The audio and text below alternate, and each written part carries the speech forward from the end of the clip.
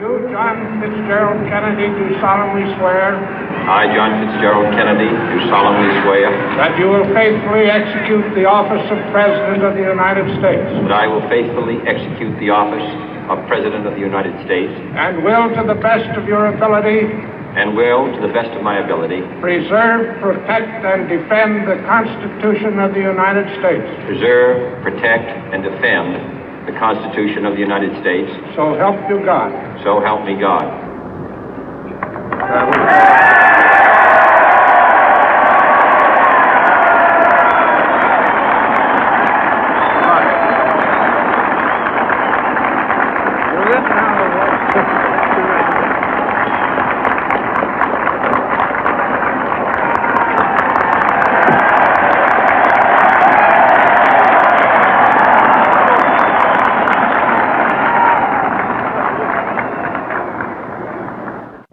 Vice President Johnson, Mr. Speaker, Mr. Chief Justice, President Eisenhower, Vice President Nixon, President Truman, Reverend clergy, fellow citizens. We observe today not a victory of party, but a celebration of freedom, symbolizing an end as well as a beginning, signifying renewal as well as change. For I have sworn before you and Almighty God the same solemn oath our forebears prescribed nearly a century and 3/4 ago. The world is very different now, for man holds in his mortal hands the power to abolish all forms of human poverty and all forms of human life.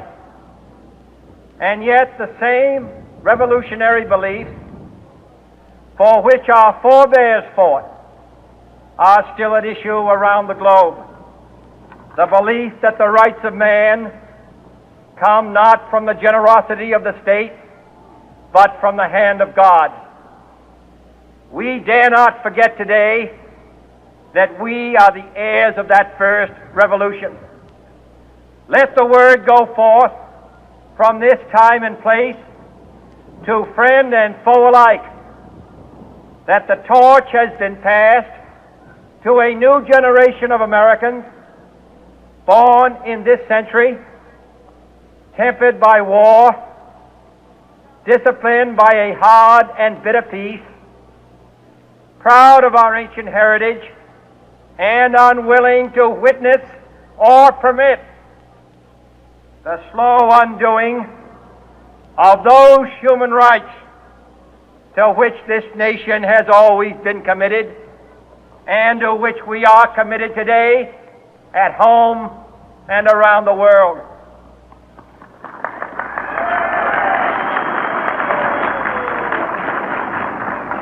Let every nation know, whether it wishes us well or ill, that we shall pay any price, bear any burden, meet any hardship, support any friend, oppose any foe to assure the survival and the success of liberty.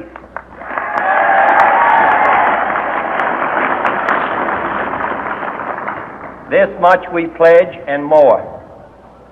To those old allies whose cultural and spiritual origins we share, we pledge the loyalty of faithful friends. United, there is little we cannot do in a host of cooperative ventures. Divided, there is little we can do, for we dare not meet a powerful challenge at odds and split asunder.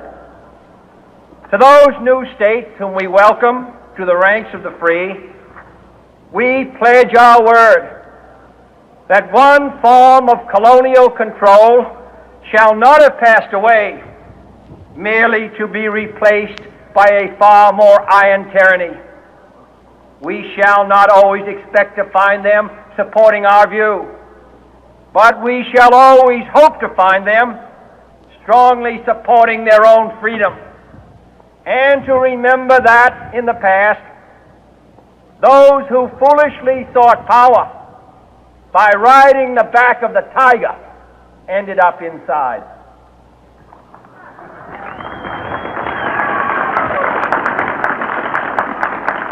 To those people in the huts and villages of half the globe struggling to break the bonds of mass misery, we pledge our best efforts to help them help themselves for whatever period is required, not because the communists may be doing it, not because we seek their votes, but because it is right. If a free society cannot help the many who are poor, it cannot save the few who are rich.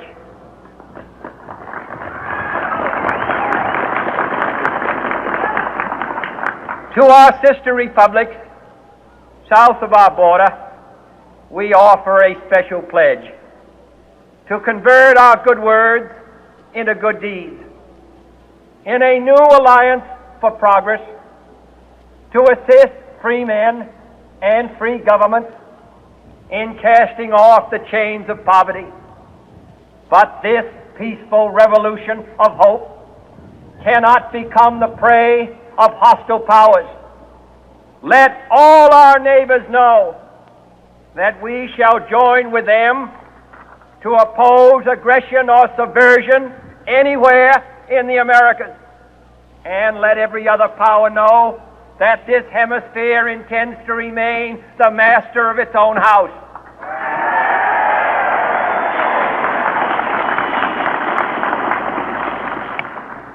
To that World Assembly of Sovereign States, the United Nations, our last best hope, in an age where the instruments of war have far outpaced the instruments of peace, we renew our pledge of support to prevent it from becoming merely a forum for invective, to strengthen its shield of the new and the weak, and to enlarge the area in which its writ may run.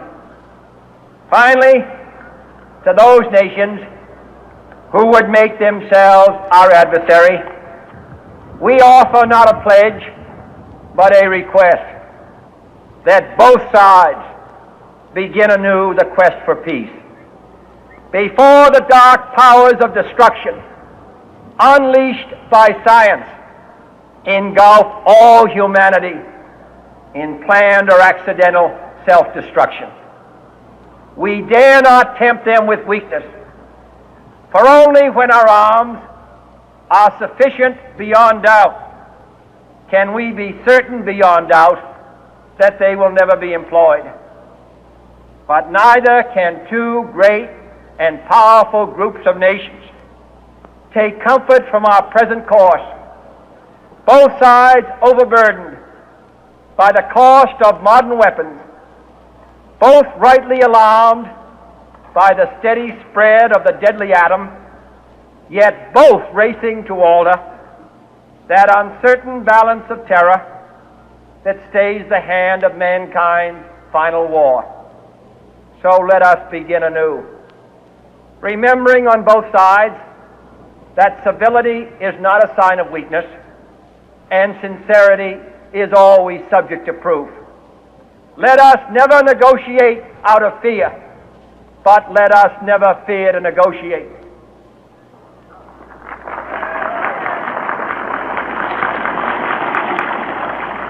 Let both sides explore what problems unite us, instead of belaboring those problems which divide us. Let both sides, for the first time, formulate serious and precise proposals for the inspection and control of arms, and bring the absolute power to destroy other nations under the absolute control of all nations.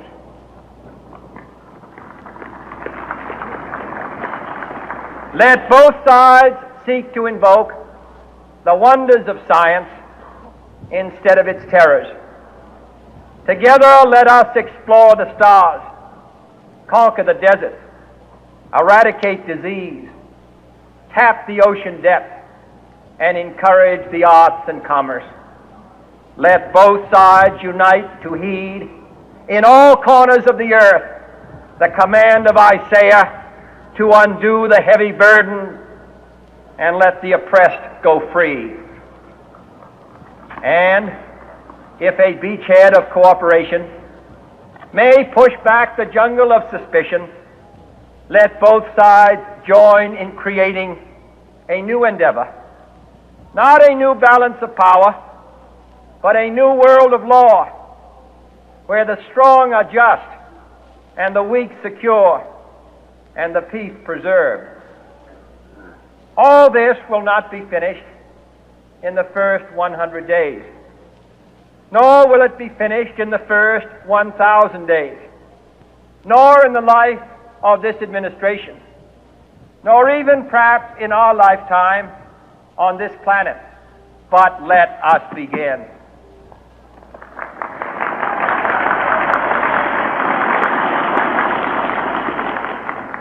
In your hands, my fellow citizens, more than mine, will rest the final success or failure of our course. Since this country was founded, each generation of Americans has been summoned to give testimony to its national loyalty. The graves of young Americans who answered the call to service surround the globe. Now the trumpet summons us again, not as a call to bear arms, though arms we need, not as a call to battle, though in battle we are, but a call to bear the burden of a long twilight struggle, year in and year out, rejoicing in hope, patient in tribulation, a struggle against the common enemies of man, tyranny, poverty, disease, and war itself. Can we forge against these enemies a grand and global alliance, north and south, east and west, that can assure a more fruitful life for all mankind? Will you join in that historic effort?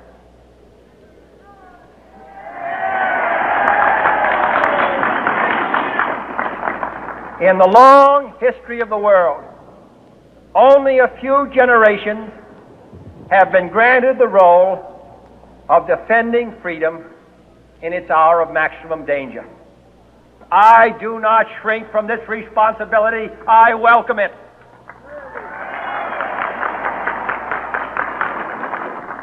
I do not believe that any of us would exchange places with any other people or any other generation. The energy, the faith, the devotion which we bring to this endeavor will light our country and all who serve it. And the glow from that fire can truly light the world. And so, my fellow Americans, ask not what your country can do for you, ask what you can do for your country.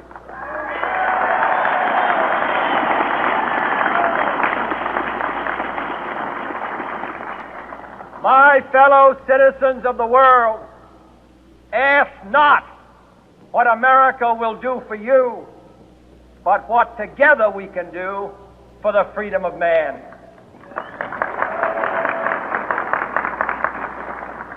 Finally, whether you are citizens of America or citizens of the world, ask of us here the same high standards of strength and sacrifice which we ask of you.